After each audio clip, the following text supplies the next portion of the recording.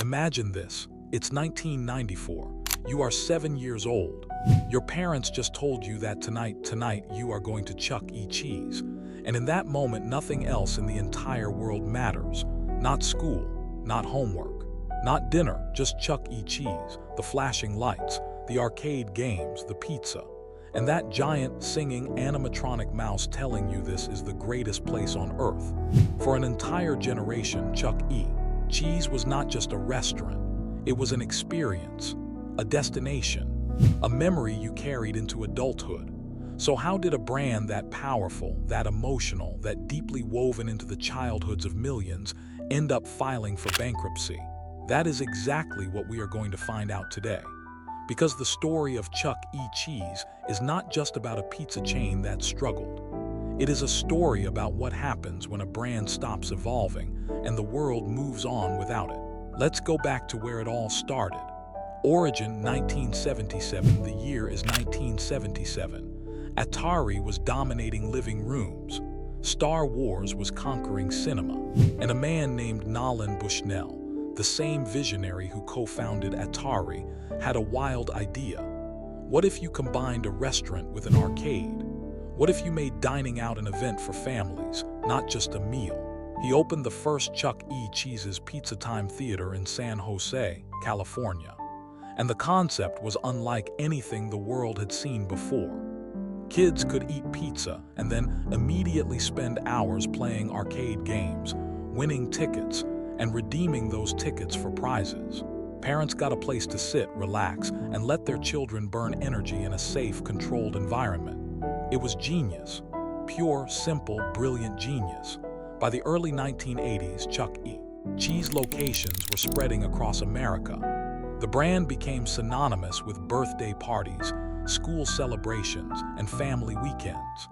Millions of kids walked through those doors, and millions of parents were grateful for a place that kept their children entertained.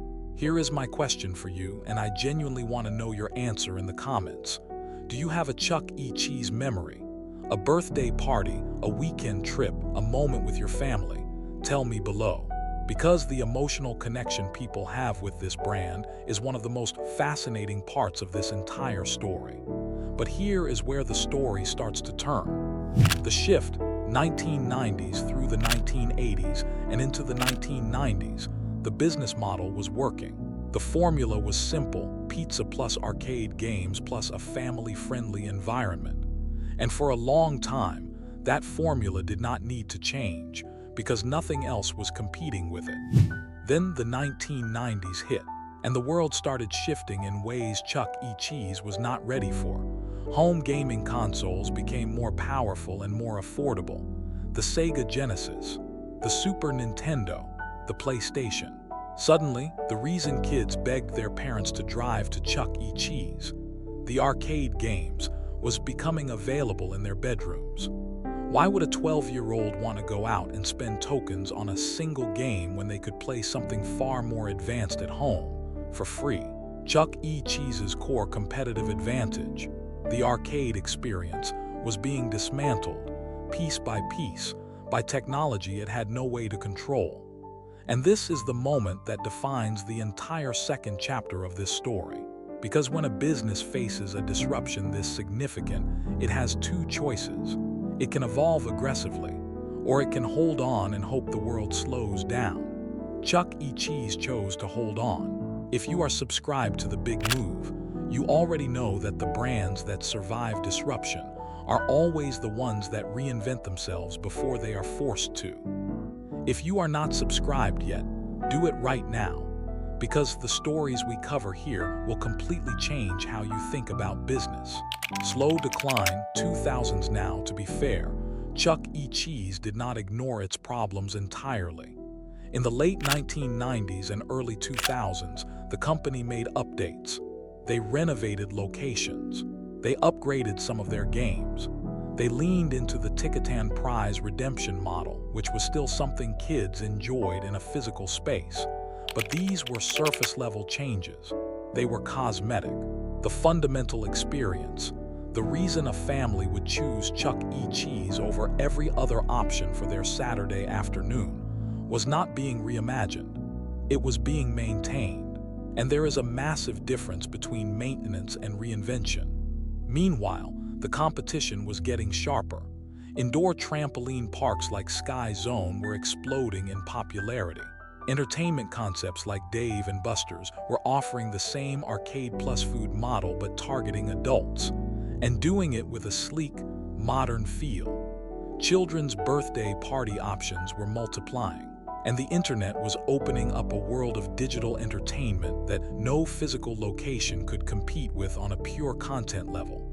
I want to ask you something directly, and I want you to be honest in the comments. When you picture the inside of a Chuck E. Cheese from the 2000s or 2010s, what comes to mind? Is it exciting? Or does the word dated come to your mind first? Because that is exactly the problem the brand was living inside, and its leadership knew it. The fall 2010s and COVID, then came the 2010s, and things got significantly worse. Two trends arrived at the same time and hit Chuck E. Cheese from both sides. The first was the explosion of social media and the experience economy. Families were now choosing experiences based on how they looked on Instagram. And a Chuck E. Cheese location, with its aging carpet and fluorescent lighting and decades-old animatronic characters, was not an Instagrammable moment. It was the opposite. Parents were actively avoiding it because they did not want to post photos of their child's birthday in a place that looked like it had not been updated since 1998. The second trend was food quality expectations. The 2010s saw a dramatic rise in consumer awareness around food. Farm-to-table dining, organic ingredients, artisan pizza. And in the middle of all this, Chuck E. Cheese was still serving the same basic frozen dough pizza it had always served. The food was not the point historically. The experience was. But when the experience started feeling old, the food had nowhere to hide. By 2020, Chuck E. Cheese was already in serious financial distress. Debt had been piling up for years. Revenue was declining. Locations were being closed. The company was fighting a battle on multiple fronts, against changing consumer tastes, against digital entertainment, against a completely new competitive landscape. And then March 2020 arrived. COVID-19 shut down the world. And for Chuck E. Cheese, a business entirely dependent on families physically entering a building, gathering in large groups, sharing arcade machines and bowling lanes, a global pandemic was not just a setback, it was a near-fatal blow. In June 2020, CEC Entertainment, the parent company of Chuck E. Cheese, filed for Chapter 11 bankruptcy. It was the end of an era, or at least it felt that way. Key lesson here is what I find most fascinating about this entire story. The downfall of Chuck E. Cheese was not sudden. It was not one bad decision by one bad CEO. It was a slow, quiet erosion built over decades of relevance. The brand never stopped existing.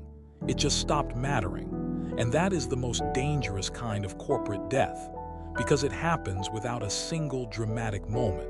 No scandal, no catastrophic product failure, no public collapse, just a slow retreat from the center of culture to the edges of memory. Other family entertainment brands like LEGOLAND, like American Girl, like even local regional entertainment centers, figured out that the key to survival was creating experiences that adults wanted to share, not just experiences that children demanded. They built concepts where the parent was as engaged as the child, where the environment itself was worth documenting and sharing, where the food was genuinely good, not just tolerable. Chuck E. Cheese built everything for the child and forgot that the child does not hold the credit card. Now here is a question I want you to seriously think about, and I want the debate to happen in the comments below. Do you think Chuck E. Cheese could have survived if it had reinvented itself aggressively in the early 2000s? Or was the arcade model simply too dependent on a world that was always going to disappear? Leave your answer below. I will read every single comment. The company did emerge from bankruptcy in late 2020. New ownership, restructured debt, plans for modernization. They launched a new concept, a cleaner, brighter, more modern look. They tried virtual reality. They experimented with better food menus. They started rebuilding. But the question that haunts this story is simple. Was it too late? Or is there still a version of Chuck E. Cheese that can reclaim its place in the hearts of a new generation? The brands that come back from moments like this, and we have covered many of them here on The Big Move, are the brands that stop trying to recapture the past and start building something genuinely worth caring about in the present. Chuck E. Cheese has the name recognition. It has the emotional nostalgia.